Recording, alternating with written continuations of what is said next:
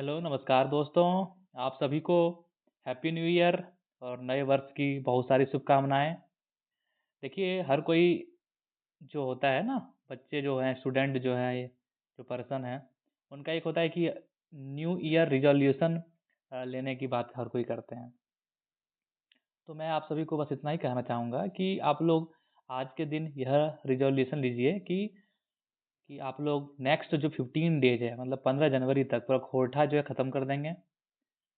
और वीडियो जो मैंने पूरा अपलोड किया है उसको पूरा देखेंगे, 2-3 बार देखेंगे, लिखने का प्रैक्टिस करेंगे और खोटा 15 से 20 दिन में पूरा ख़त्म कर देंगे। तो ठीक है, चलिए यही आप सभी को बहुत बहुत शुभकामनाएं।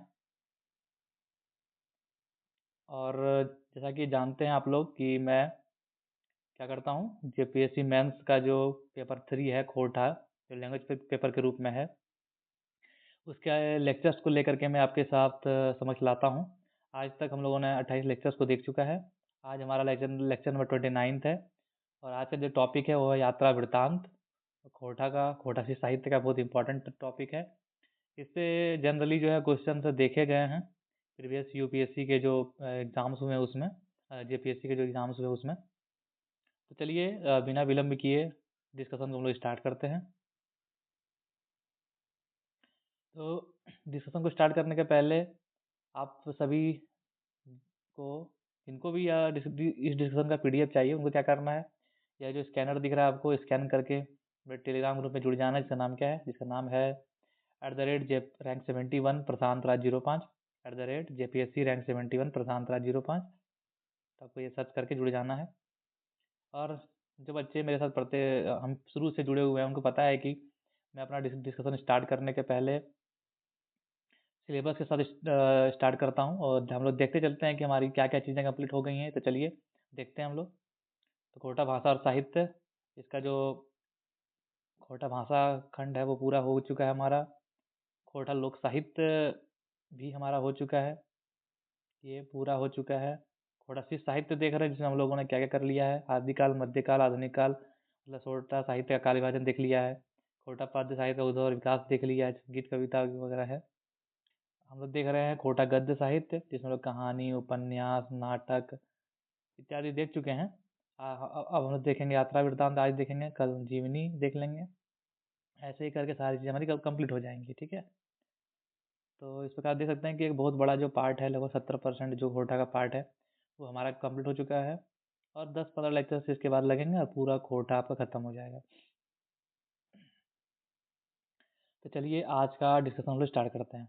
क्या बोल रहा है कि खोटे यात्रा वृत्तांत के भरल जुगाड़ है, पढ़तर देके समझावा। मतलब खोटा में यात्रा वृत्तांत का, मतलब यात्रा वृत्तांत का भरल जुगाड़, मतलब भरा पूरा है। खोटा में यात्रा वृत्तांत बहुत सारी लिखी गई हैं। तो यात्रा वृत्तांत क्या है, क्यों ऐसा बोला जाता है, तो उसका एग्जाम्पल्स देके बता, पढ़तर देके बता, मतलब एग्जाम्पल्स देके बतावा, समझावा। तो चलिए देखते हैं। खोटा गद्य साहित्यिक नावा विधा के रूप में यात्रा वृत्तांत के मानल जाए। क्या बोल रहा है कि खोटा के का जो गद्य साहित्य है, उसका एक नई विधा के रूप में, नावा विधा मतलब एक नई विधा के रूप में यात्रा वृत्तांत को देखा जा सकता है, ठीक है। भारतीय साहित्यिक यात्रा वृत्तांत के एगो परंपरा है के, मतलब हिंदी साहित्य या जो भी भारतीय साहित्य है, उसमें आप देखेंगे कि यात्रा वृत्तांत का एक एक बड़ी परंपरा है। आपको हर हर साहित्य में यात्रा वृत्तांत दिख जाएंगी। जैसे एक दो नाम भी, राहुल राहुल राहुल सांकृत्यायन जी हैं, लद्दाखी और वगैरह, जो उनका बहुत अच्छा, वो लोग यात्रा वृत्तांत लिखते हैं, वो देख सकते हैं।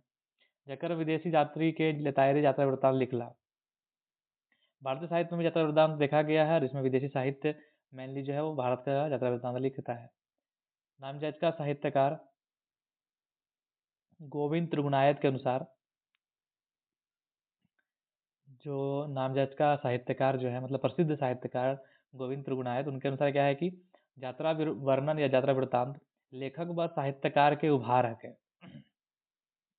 क्या है कि यात्रा वृत्तांत वो कौन लिखेगा, जो गया है, जो घूमा है, वही, वो जिस सारी चीजें देखा है उसको वही वर्णन करेगा। तो लेखक का ही है, क्या है, उभार है, उसके मन का उभार है। माने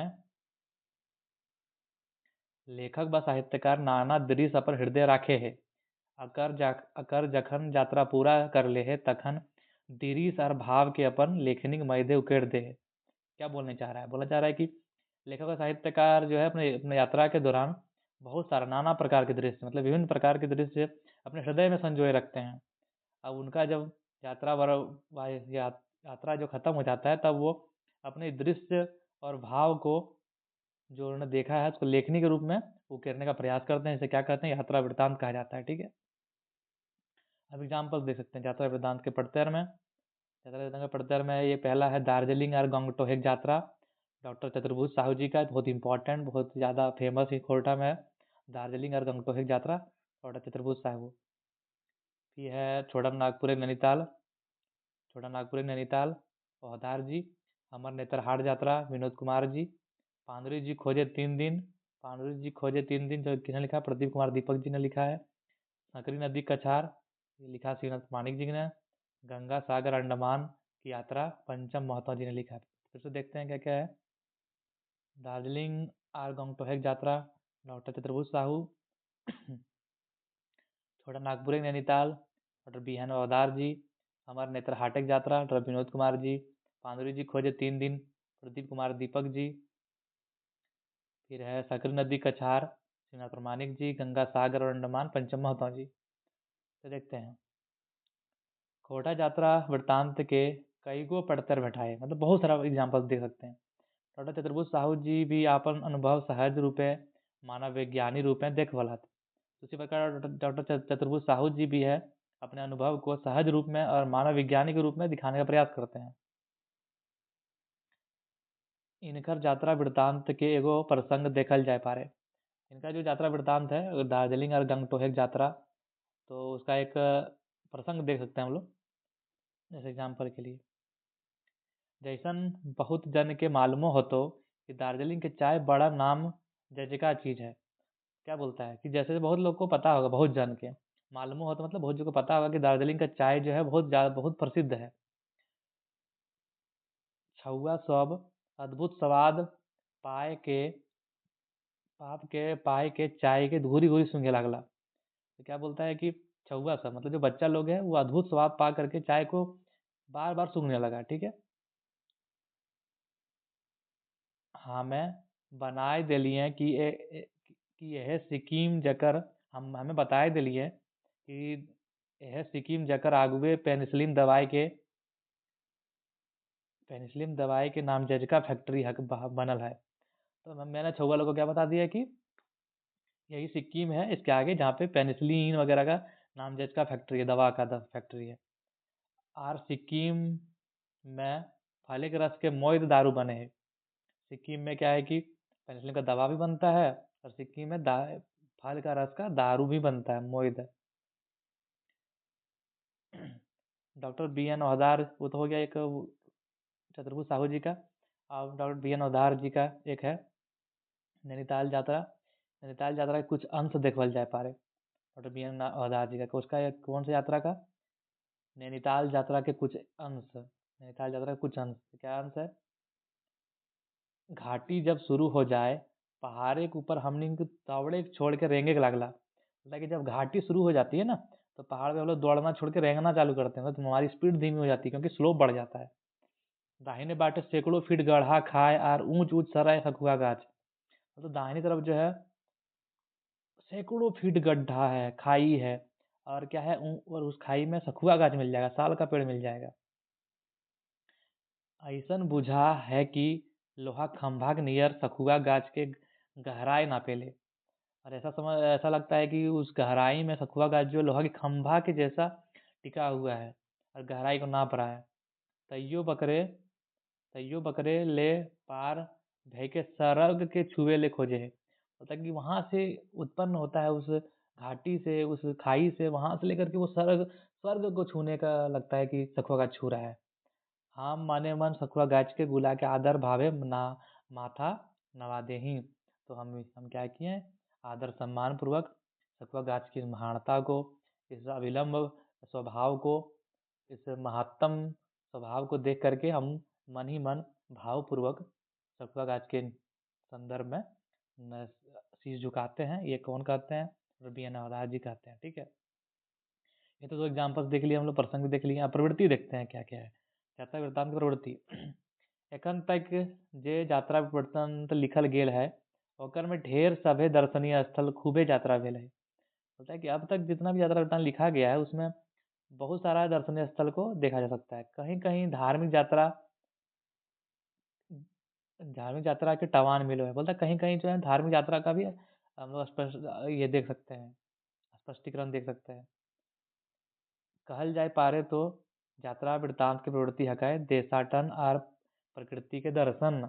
तो क्या बोल सकते हैं लास्टली कि यात्रा वृत्तांत की प्रवृत्ति क्या है? देशाटन मतलब देश भ्रमण, और प्रकृति का दर्शन, यही है। ठीक है, अब हम लोग निष्कर्ष देखते हैं। निष्कर्ष में क्या बोलता है? मायर कूट के कहल जाए पारे खोटा साहित्य यात्रा वृत्तांत के भरल जोगाड़ है, सेहे ले एकर आगो आरो गढ़िया करे के दरकार है। क्या बोल रहा है? मायर कूट के कहल जाए पारे कि खोटा साहित्य यात्रा वृत्तांत के भरल जुगाड़ है, मतलब भरा हुआ है, भरा हुआ जुगाड़ है। ठीक है,